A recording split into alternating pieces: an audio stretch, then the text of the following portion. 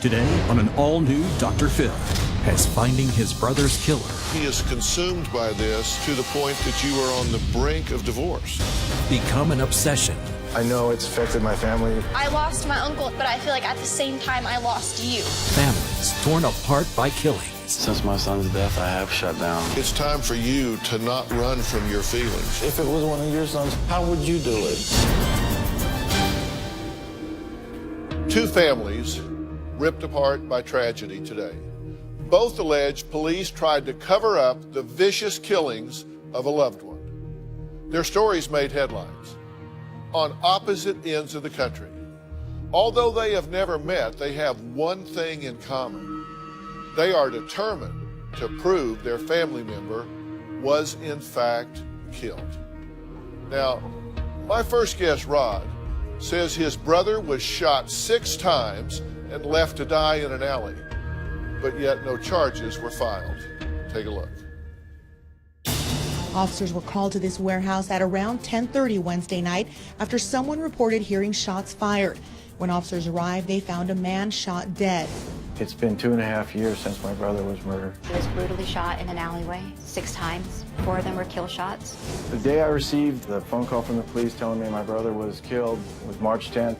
He didn't provide me any other details. It's just one of those things that, never should have happened, but here's people that decided to use firearms, and the end result is one is deceased. The officer that called me was at my mom's house informing my mother of my brother's death. In the background, I heard my mother screaming and crying. The first thought that went through my head when the officer told me my brother was killed, I thought the police had killed him. Well, Rod immediately began an investigation of his own. Right from the beginning, the police's story about what transpired didn't add up. Police were claiming that my brother chased somebody inside the building with a gun, and then a gunfight ensued, and my brother was shot and killed inside the warehouse. The police informed us that they have a videotape of my brother running around and shooting at people. I have requested to see the tape over and over again. The press has requested to see the tape, and we have all been denied. They have never showed anybody the tape. Coroner's report went into detail about the gunshot wounds, but there is nothing on any of these reports about a stun gun. My photos have a clear stun gun burn on him, so I have the most damning evidence against them that I could possibly have. The police claim after my brother was killed, they drug him out the back door and put him in the alley. But when we returned the following morning, I could see that if 2 people were carrying a bloody body that was bleeding profusely through that doorway from inside that building, there would have been some sort of blood somewhere on the door. The blood smear by the back door did not cross the threshold of that door, so there's no evidence that my brother was in that building at that point, and I took photos of that. After I confronted the police with my findings, they changed the story. They said, "You're right, everything happened in the alley." I said, "What do you mean? You told me my brother was inside, and you put it in the press that he was inside the building." It's been 2.5 years since my brother was murdered. I can't stop my investigation because I feel that I have to bring out the truth. I feel that I'm the only person on this earth that can do it. And if I don't do it, it'll never be done. Well, it has been 2.5 years, and Rod says he spends every waking moment investigating his brother's death. But his wife says his search for justice, at all cost, is just that. It's destroying their marriage and tearing the family apart. I'm only focused on one thing, and that's finding the truth no matter what. This investigation has totally taken over my life. My husband thinks about this every waking moment of his life. I feel like I really don't have a husband anymore. I'm not there for my wife, I'm not there for my kids, I'm not there for my job. I've uncovered a lot of different stuff. The picture on the front here is looking down on his body shop. Here's his body shop right here. And this parking lot over here is where the guys that killed him used to hang out and watch him at night.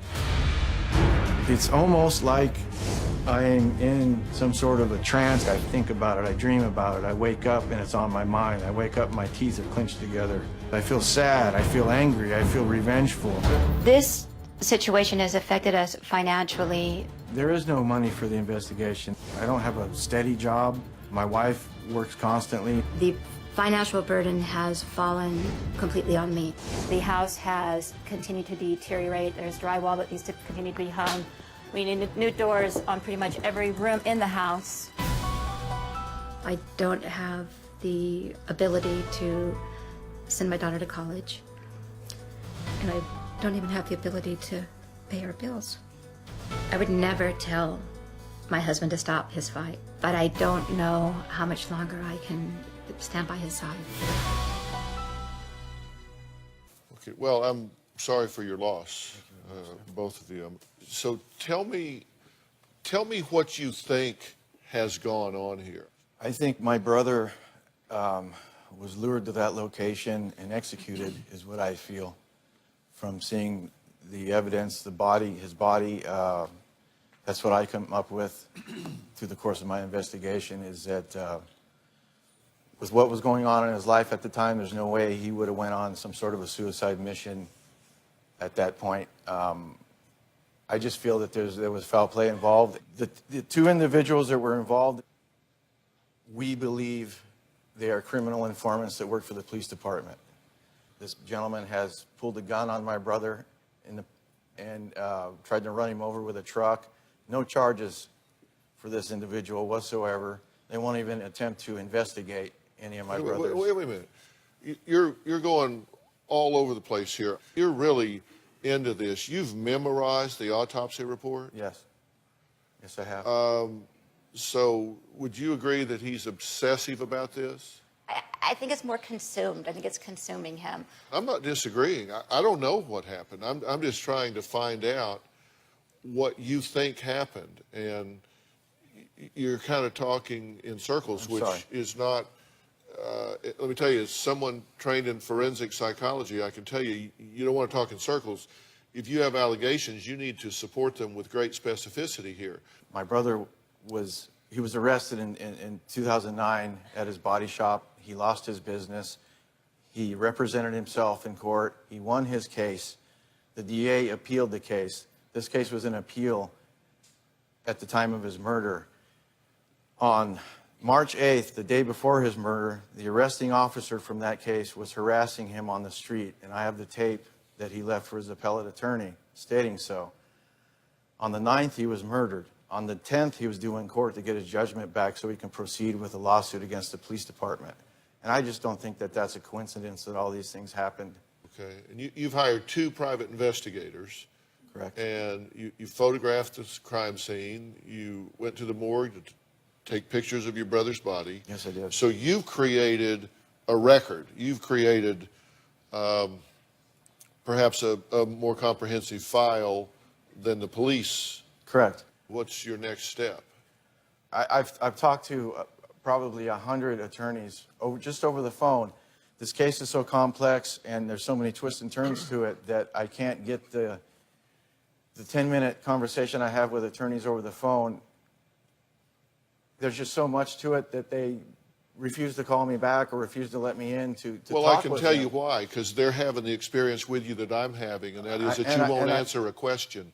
You go all around, and so that makes it seem like you don't have answers, and I think you do. I know I do. But it's just so hard. you... It's hard to get them out in order, and I need to lay it all out on a table and have a professional look at it and go over it bit by bit. Well, we reached out to the Santa Maria Police Department, and we invited them to be on the show to have a representative here. They declined. We then asked for a statement. They said it was an ongoing investigation and they would not be commenting at this time.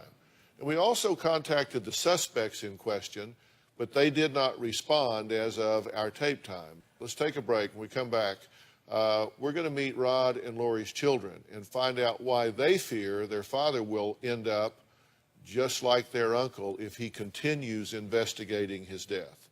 Is he, in fact, in danger? We'll be right back.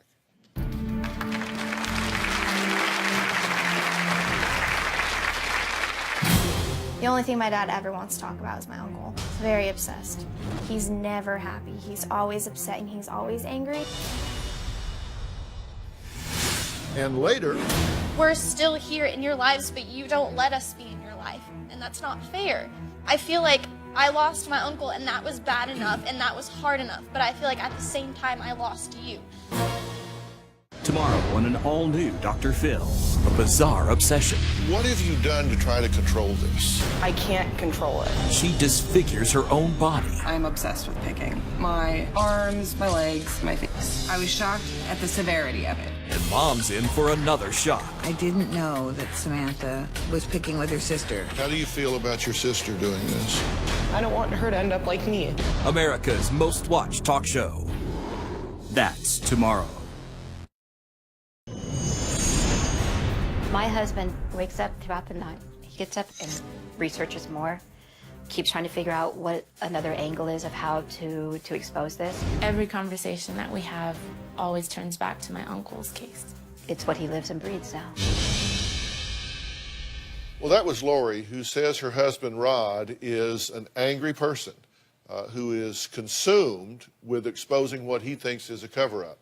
She's not the only one in the family that has concerns. Their children say they are worried that if their father does not stop snooping, that he's going to end up dead. Ever since my uncle's murder, me and my father's relationship has been distant because he's so focused on the case. The only thing my dad ever wants to talk about is my uncle. Very obsessed. When I come home from work, I come in and there's just papers everywhere. He's never happy. He's always upset and he's always angry. My dad's very easy to set off. He gets upset over the littlest thing. You can say, the sky's blue. No, it's not. It's gray today. I'm very concerned about his health. He's already had a heart attack. It happened when I was about 10 and it was extremely scary. I feel like my dad could be definitely putting his own life in danger. He'll snoop around and he'll go and follow people and he'll show up at people's houses and he'll go anywhere that people are that he's trying to hunt down. If he puts himself in danger, he can hurt himself, which affects everybody else. I think my dad uses my mom as an easy target without realizing it to release his anger. My dad's told me several times that it's just better off if he leaves. No one needs him and he's more of a problem than anything else. Well, Karina and Taylor have joined us. You guys are afraid for your dad, correct? Yes. What's your fear? That we're gonna lose our father as well. So it's scary when he goes and puts himself in situations. You pretty much keep this with you all the time, right? That's one of them. I got That's four. right. There's several of these, and you've got what is this? This is a interview with the 911 phone call. The person that made the 911 phone call explaining the gunshot scenario. Right, and that's my brother's message to his attorney. That's the last message he sent to his attorney the day before he was murdered, stating that he was looking for help because the police were harassing him. Then you've got a copy of the autopsy report here, and then you also went to the morgue and took pictures. I unzipped him out of the body bag and examined his body for myself because the police wouldn't tell me anything about. They just told me he was shot and killed. They wouldn't tell me any details. Yeah. So that's what I did to get information. You've got just you've three of these, right? And you keep these with you. You don't want them stolen. I carry them with me when I leave town. I make sure somebody's home. If nobody's home, I'll take my stuff with me. Right. I can't afford to lose it. We actually have a copy of Jerry's voicemail to his lawyer, the last communique they had. Let's listen to that. This is Jerry Burns, and I just got arrested by the police. The same cop that did this to me, flicking me off this morning in his little undercover car. And I just want to know who I reported you. Since the cops are crooked here, I can't report it to them. So I was just looking for some advice, like who can I report it to? So he was feeling in a box. He didn't know where to turn. Yeah, my brother was the type of person that never reached out for help.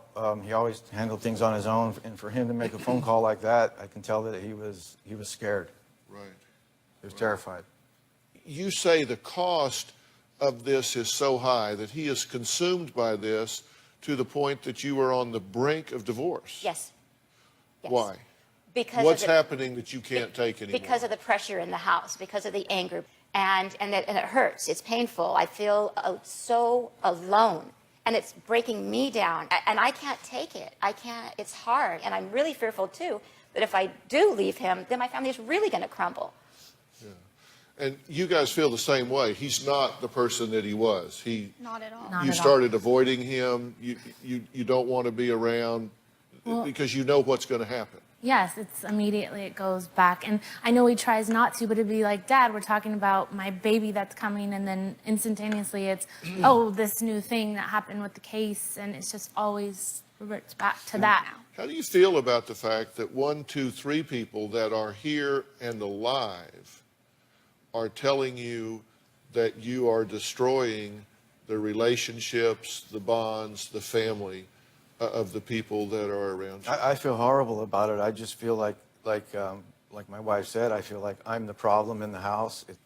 It's just so much to deal with. I'm stuck in the middle of what do I do for my brother and what do I do for my family? And as far as I'm concerned, it's all my family. My brother is my family. And okay, but are you willing to destroy your marriage and your family trying to find out or hold someone accountable for your brother? I would never be willing to destroy my family for any reason whatsoever. This is happening almost like subconsciously, the destruction of my family, because I don't really think about it that much. I'm terribly sorry for what's going on, but it's like something's pulling me to keep going, and if it comes down to me losing my family, I will stop. I will stop. I promise. But you are losing your family. Look, let's take a break. Is Rod ready to give up the fight for justice in order to save his marriage, his family? We'll be right back.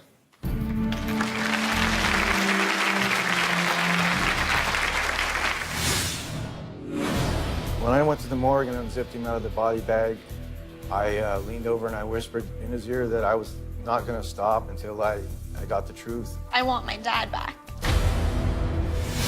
And later, I was always taught that the man is supposed to be the strong one, that he's not supposed to cry. He's supposed to take care of things. And Dr. Phil, you were taught like I was, big boys don't cry. Right. But as I grew up, I learned big boys don't cry, but men do. And it's time to be a man. My kids don't have their dad anymore. He's just an empty shell. He is here physically, but he's like a walking dead man. In order to cope with the situation, I come home and I drink wine. I drink between 1 to 3 glasses of wine. On occasion, sure, I've had the whole bottle. I come home and I just don't want to be here. Well, that was Lori talking about how she drinks to cope with her husband's never-ending fixation on his brother's killing 2.5 years ago. Have you ever really mourned and grieved your brother's death? I think I do that every day. I really do.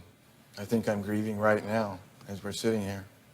Have you ever allowed yourself not to be working on his behalf, but to just tend to your own feelings, your own pain, your own hurt, not with a purpose of serving him, but just emotionally allowing yourself to admit and acknowledge that he's gone, admit and acknowledge that there is an injustice that may never be changed, and that you've lost your brother who you love so much? I can admit that he's gone, and I know that there was an injustice done. I'm not so quick to give up the fight, though. I think that if I keep fighting, I can get what I'm after, and that's closure for my mother. She's 73. My family, myself, my brother's 2 daughters. I mean, we all need closure. How were you and your brother getting along when he died? We weren't talking at the time when he was killed. How do you feel about that? I feel horrible about it. I mean, I love my brother. I never wanted us not to be talking, but it was his deal. He was mad at me, and rightfully so. Do you feel that if you go on with your life instead of pursuing this case, do you feel that that's a betrayal of your brother? Do you feel that you're letting him down? Yes, I do. Be honest. Yes, I do. When I went to the morgue, and unzipped him out of the body bag and examined him and took photos, I leaned over and I whispered in his ear that I was not going to stop until I got the truth. And so I feel I need to find what the truth really is and bring it out and expose exactly what happened to him that night. Taylor, what are you feeling for your dad right now? I just feel bad because I feel like he feels really guilty for what he's doing. And I'm really proud of him for what he's doing. And I think he's done an amazing job. And I don't think anybody could have done it better. But at the same time, I want my dad back. Look at your daughter. Look her in the eye. Turn and look at your father. Look him square. Turn around. Around here. Do you miss your dad? I really miss you. I miss you too, Tail. I don't want you to stop. I really don't. I want you to do what you're doing, and I want you to accomplish what you want to accomplish. But at the same time, you need to learn how to balance it because we're still here. We're still here in your lives, but you don't let us be in your life, and that's not fair. I feel like I lost my uncle, and that was bad enough, and that was hard enough, but I feel like at the same time, I lost you. You're physically here, but you're not mentally here. You're not emotionally here. I'm so sorry for everything. It's, I just feel that if I get what I'm after, then I'm on the road to recovery. Then I'm back, and then I can be happy again. I can get back to being myself and get back to being there for you guys. All right. Look at your daughter here. Look her in the eye. Don't look away. Tell him what you miss. I just want my dad back. I want my baby to know the grandpa you can be and are, but this way I just see you being a whole nother person. You know, you were always so active with us and Mr. Jokester, and now it's everything's serious and business, and it's just not you. It's like my dad's gone and someone else is there. And I agree with you. I'm not the same person that I was. We just want to figure out a way to pull you back. Like it's just you keep going further and further. And with me, I feel that what I'm doing for my brother, your uncle, is my road back. But you still need to figure out how to be present and be with us and have a balance of it. I've protected my brother his whole life. Why stop now just because he's not here? You can have balance without betrayal. And later, and when he is asked, why don't you come and why don't you join us? Why don't you light your candle and take this walk? And he says, because every day that I light my candle, my parents' tears put it out.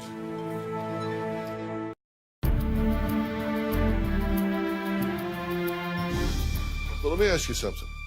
And I want you to really, really think about this. You weren't talking to your brother whenever he was killed. And you feel bad about that, right? Yes, I do. You feel guilty about that. You have not dealt with this emotionally. There are phases that you go through in grief work. Everybody's different. They're in different order in different ways. But you're stuck. You're stuck. You are angry. And you are dealing with that with this aggressive, all-consuming effort at the expense of everybody that's still here. It is not, listen to what I'm saying, it is not a betrayal of your brother to live your life with balance and to pursue this with passion. You can live your life with balance and still pursue this with passion. That's not what you're doing. You are out of balance. I've protected my brother his whole life. Every problem he had, I was there for him. And why stop now just because he's not here? You don't need to stop now. But you need to look around and say the people that are alive in your life that are here are telling you that you have gotten to a point of dysfunction here. I agree. You've gotten to a point of dysfunction. You can have balance. You can give yourself permission to be excited about her baby coming, to be in love with your wife, to spend time with your son, with your daughters. And that's not a betrayal. Do you think that he would want this family to fragment because of what happened to him? No, I know he wouldn't. Of course he wouldn't. He would not want you to be all consumed. He would not want you to ruin your own health, your own family, your own relationships chasing him.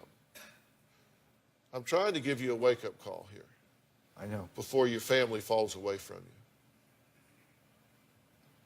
you. I know. I'm just feeling sad for everything that, all the problems that I've brought to my family because of what I'm doing. And I know it's affected my family. My wife, you know, is talking about divorce, and I don't ever want that to happen under any circumstances. So I need to find the balance to where I can keep doing what I'm doing and mend things with my family and get back on track and get back to being myself. That's what I want the most out of life right now. Well, can you say to these guys, look, I'm sorry I've been gone. I'm never going to give up on Jerry, but I'm going to come home to you four. Yeah. Hey, I'm truly sorry from the bottom of my heart for putting all of you through this. And I want so bad to get back to being myself. I'm stuck in the middle. And I don't know where to go. Go to your family. I'm going to get you some help. Thank you. But your first help is with your people here. With your son, your daughters, your wife. Okay. And I will. I promise you. I promise you. All right. I'm going to get you some help. All right, next, we're going to meet a couple who banded together to prove the death of their 13-year-old son was a cover-up. But 2 years later, they are now berating each other over the killing, and their marriage is falling apart as well. We'll be right back.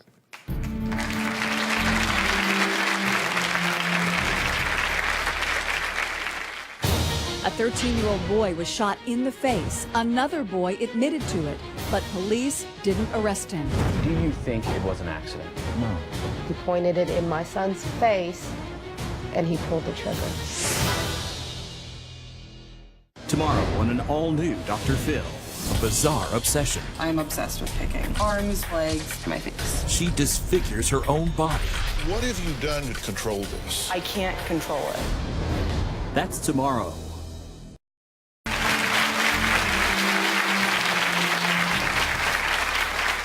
It was a story that made headlines and shocked a community. Two middle school friends who once played on the same baseball team, hanging out over the school break. One ends up shot in the face with a shotgun, and the other accused of doing it. An afternoon of video games, pierced by gunshot. A 13-year-old boy was shot in the face. Another boy admitted to it, but police didn't arrest him. Rob was at a friend's house in Cartersville days after Christmas 2010. A neighbor called 911. Been shot with a shotgun. There's a line from the shotgun behind him. It looks like. Oh my God. The friend, whose identity we've chosen not to reveal because he's a minor, told detectives he accidentally fired his stepfather's shotgun while showing it to Rob. Do you think it was an accident? No. He pointed it in my son's face, and he pulled the trigger. Veronica says her son was the only thing keeping her and Rob together. Now that he's gone, she says she'd rather be apart. Since my son's death, my husband and I have been doing nothing but arguing and fighting. Our son's death has torn us apart. He treats me like a child. He talks down to me. I've called her up. I've called her up.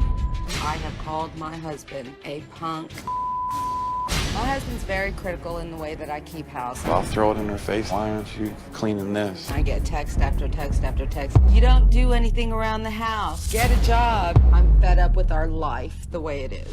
Since my son's death, I have shut down. I think I'm trying to escape from reality. I have told him I want a divorce. I'll just tell her to go get one. If that's what you want, do it. It's so hard because all I want to do is lay down and die with my son. Well, as I said earlier in the show, I'm glad to meet y'all, but very sorry for the occasion. He tragically is gone, and I hate that. I'm sorry that it happened. How is this affecting you now today? It's very hard to even get up and get out of bed in the mornings. Just to go to work, it takes everything I have. I have to put a mask on to go to work. And when I go to work, I don't have to be me. And I can function during work. And when I come home from work, it's taking so much just to do that I just want to take the mask off and blend in with the furniture. But I know that she has been at home and she's waiting on me to come home and be there emotionally. And I can't, Dr. Phil. I bury my feelings. Well, how do you feel about it? How do you feel inside? I feel angry. I feel angry. I feel betrayed. We let our son go spend the night with his friend. We didn't know that we needed to ask, hey, do you have an unloaded 12-gauge shotgun sitting underneath your bed? How is this affecting you now? I'm sad. I'm angry. I'm very angry. I'm angry at the justice system. I'm very sad. This is, you know, our son, like I said, I felt like he was the glue that kind of held us together. I'm sad and angry. I feel rejected and I feel a lot of things. But are you two venting at each other? Absolutely. Yes. You make fun of her for crying. I do. What do you say? What do you? I say, oh, here you. When it's not crying over our son, I don't make fun of her for that. But if we do argue and she starts to tear up, I'm like, oh, here we go. To be honest with you, Dr. Phil, I do believe that some of the arguments are because when I look her in the eye, I see Rob. And when she looks me in the eye, she sees Rob. And for some reason, we vent and we never resolve anything that we argue about. It's gotten so much worse since May the 29th of this year. That was the day that the boy, we finally got it to where they would take him to court. He admitted to everything, and the judge gave him 2 years probation. He admitted to going and getting the gun, taking it downstairs. Knowing it was loaded when he got it. Aiming it at my son, so close that the couch and the window behind my son did not get any pellets in either one. My son's face took the whole wad and everything from the gun. And then he admitted to taking it back upstairs and putting it away.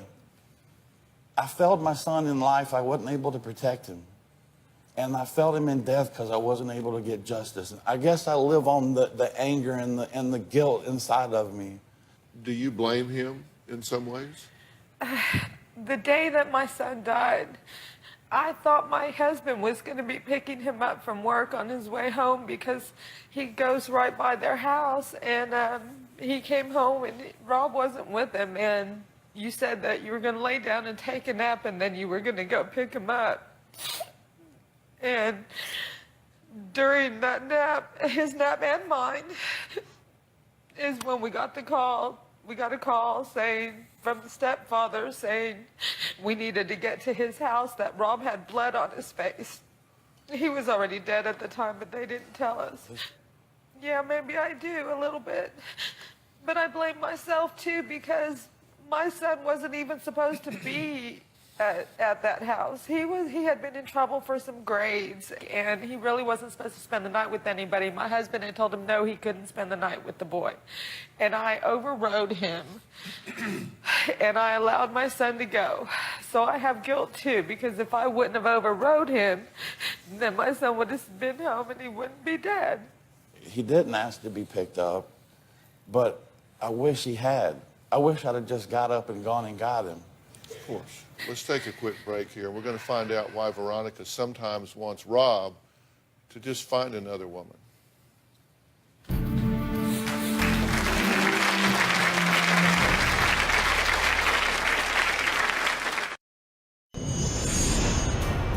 both have a lot of guilt over the death of our son. I feel like I could have gone to pick up my son. I was home.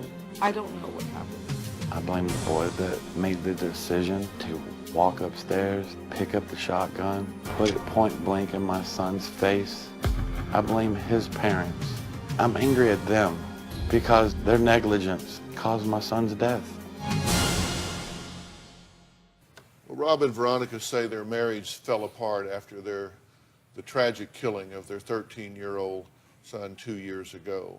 And you are venting on each other just because that's who's there to vent on. It's like non-directional frustration. You can't yell at the justice system. That's an institution. There's no ears on an institution. You can't yell at them. This boy that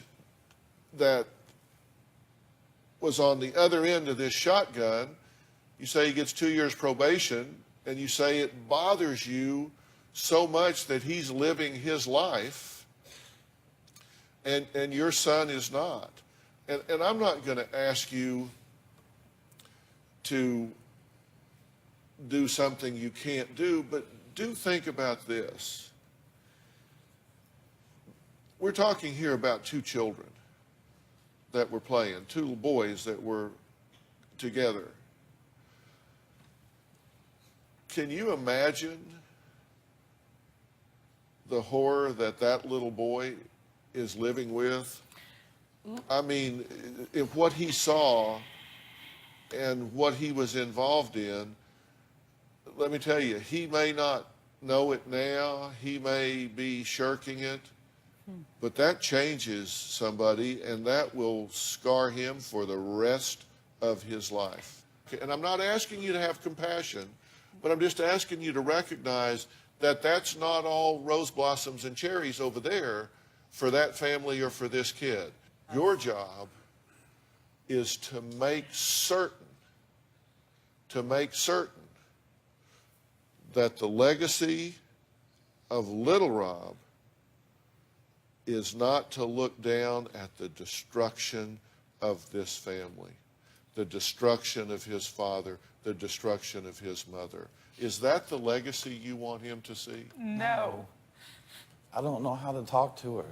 I don't know how to tell her my feelings because I was always taught that the man is supposed to be the strong one, that he's not supposed to cry. He's supposed to take care of things. And Dr. Phil, you were taught like I was, big boys don't cry. Right.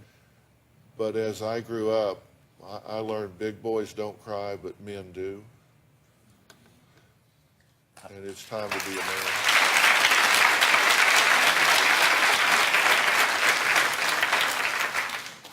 When we come back, I'm going to talk to this couple about how to forgive themselves and each other after the loss of a loved one. We'll be right back.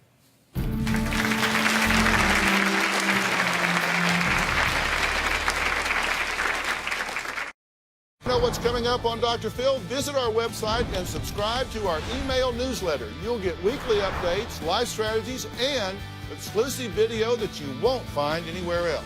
Plus, on drphil.com, you can see sneak previews of upcoming shows. Log on today.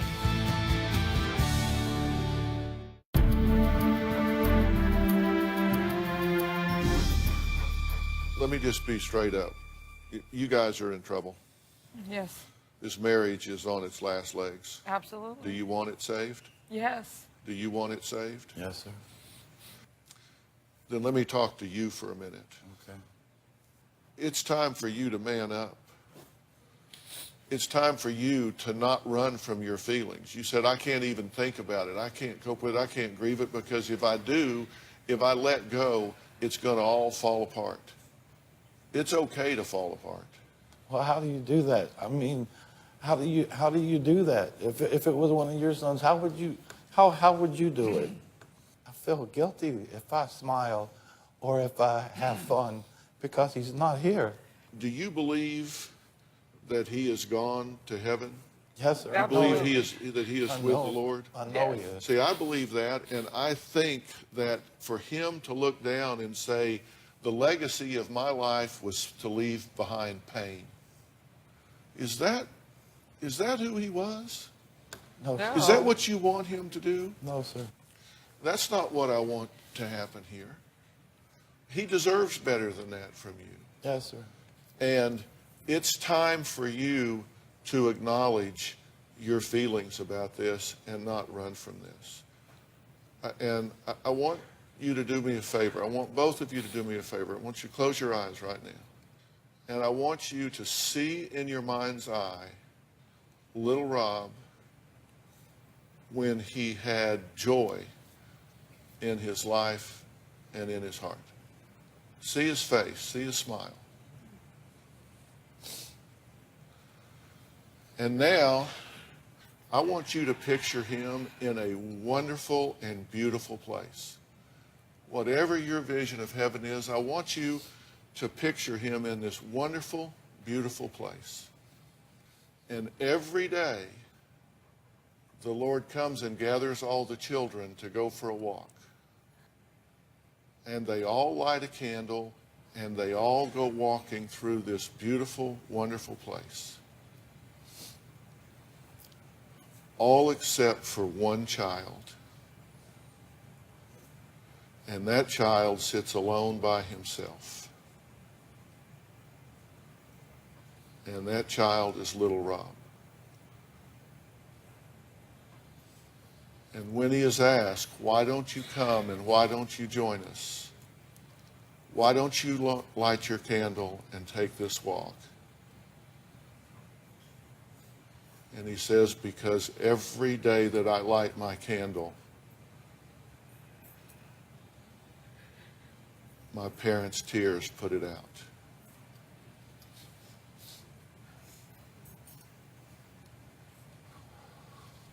But he wants to light that candle and take a walk. What do you want? I want him to do that too. I want him to be happy. I want you to say, little Rob, I'm going to stop pretending that it hurts inside for you to be gone. I'm going to stop hiding my feelings. Son, I'm going to stop pretending that you're not gone, and I'm going to stop hiding my feelings. I'm going to get you some more help with this. I want to thank everybody for being here today. drphil.com for more information. We'll see you tomorrow. Thanks.